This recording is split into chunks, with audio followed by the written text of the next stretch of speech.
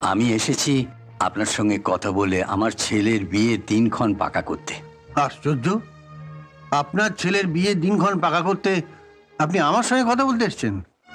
কেন, আমি কে, পুরোহিত না ঘটক?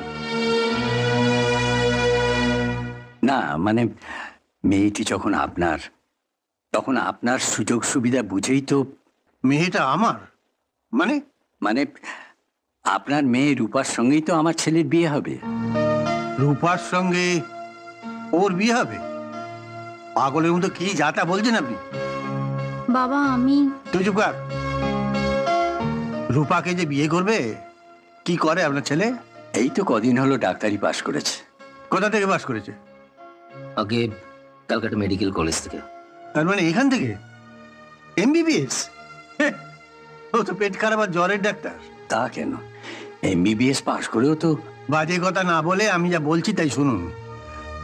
আমার বাড়ি থেকে বেরিয়ে সিধে রাস্তা ধরে 1 কিলোমিটার রাস্তা হাঁটুন। হ্যাঁ, হাঁটে দেখবেন যে রাস্তার দুধারে যতগুলো মুদির দোকান আছে, ঠিক ততগুলি প্রায় এমবিবিএস ডাক্তারের চেম্বার আছে। তাই আমার কাছে মুদিও যা, এমবিবিএস ডাক্তারও তাই। দুজনের মধ্যে আমি কোনো ফারাক দেখি না।